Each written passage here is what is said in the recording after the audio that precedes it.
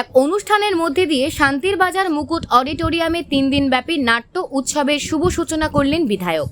বিবর্তন নাট্য উৎসব ও অভিমুখের নাট্য সৃজনের যৌথ উদ্যোগে ঐতিহ্যকে টিকিয়ে রাখার লক্ষ্যে ও যুব সমাজকে নেশার করল গ্রাস থেকে মুক্তি দিতে প্রথমবারের মতন শান্তির বাজার মুকুট অডিটোরিয়ামে 3 দিনব্যাপী এক নাট্য উৎসবের আয়োজন করা হয়।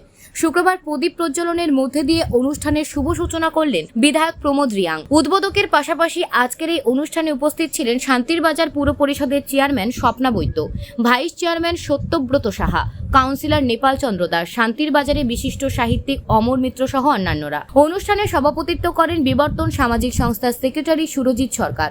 অনুষ্ঠানে বক্তব্য রাখতে গিয়ে বক্তারা দুই সংস্থাকে এই ধরনের অনুষ্ঠানের আয়োজন করাতে ধন্যবাদ জানিয়েছেন। সকলে আশীর্বাদ, এই ধরনের অনুষ্ঠানের মাধ্যমে বর্তমান যুব সমাজ অনেক কিছু শিখতে পারবে। 3 দিনব্যাপী 7টি নাটক মঞ্চস্থ করা হবে। রাজ্যের বিভিন্ন প্রান্ত থেকে প্রতিভাবান শিল্পীদের দ্বারা এই সকল নাটক উপস্থাপন করা হবে। নাটক করার জন্য এসেছেন, আমরা গিয়েছিলাম। আমরা শেখর স্মৃতি, সেখানে একটা নাটক হয় রাজ্যব্যাপী,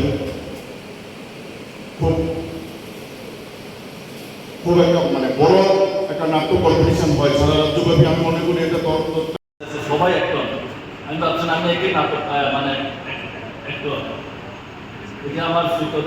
আজকে আমি জানি যে হে নাটক করে, আর আমার এখানে সিনিয়র যারা আছে আজকে নাটক করে, আমি আজকে জানি না। এতদিন আমরা পরিচয় করতাম, আমি জানি না যে হ্যাঁ একটু। যা হোক,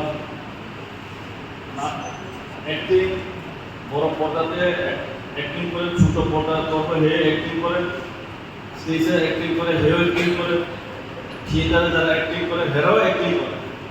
অ্যাক্টিং একটাই সবাই, কিন্তু কেউ বড় পর্দায়, কেউ ছোট পর্দা, এটাই ডিফারেন্স।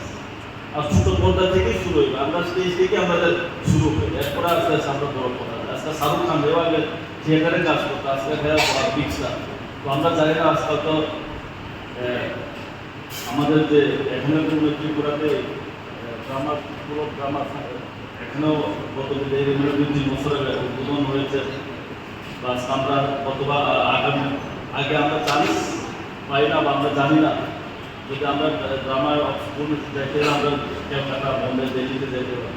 প্লাস আমরা এখানেও ত্রিপুরাতে আমরা এটা সুযোগ পাই, তো আমরা সুযোগ নিতে হবে।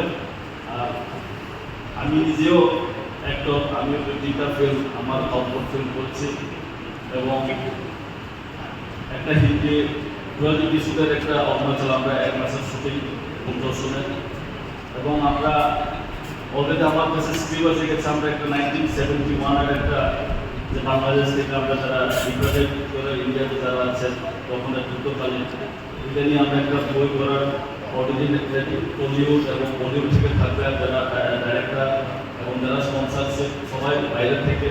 আমরা মোটামুটি স্ক্রিপ্ট দেখি, আমরা জায়গাগুলো সব দেখি। আমি সময় দিতে পারিনি, এবং লোকসভা ইলেকশনের কারণে আমরা এটা পোস্টপোন হয়েছে। আশা করবো আমরা তাড়াতাড়ি সিনেমাগুলো আমরা শুটিং হবে। যার স্ক্রিপ্টগুলো খুব ভালো, যেটা আমি স্ক্রিপ্টগুলো করেছি। তো যদি আমরা এটা কিছু বলিউডের থেকে, ক্যালকাটা থেকে অ্যাক্ট্রেসরাও থাকবে এবং বম্বে থেকেও থাকবে, যদি আমরা ত্রিপুরা এবং ক্যালকাটা মিলিয়ে আমরা এই সিনেমাটা করবো। কেননা বাংলাদেশ যখন বাংলা যখন যুক্ত হই, এখানে যারা আছেন তাদেরকে জনজাতি তারাই রিসিভ করেছে। এরপরে আবার এখানে অনেক হিস্ট্রি আছে, তো ওগুলো নিয়ে আমরা আবার ডিভাইড করতে চাই। তো আশা করবো আজকে যারা এখানে যারা পার্টিসিপেন্ট আছে, মন একদম ফুল হাতে দিয়ে তোমরা অভিনয় করো, যাতে আগামী দিন আমরাও যাতে অভিনেতাই কিন্তু আছে আমরা এখন তৈরি হতে। তো আগামী দিন আমরা এখানে যারা বসে আছে যাতে তাদের আরও আমরা তৈরি হতে আমরা সুযোগ পাই। এই কয়েকটা কথা বলে আমার বলা।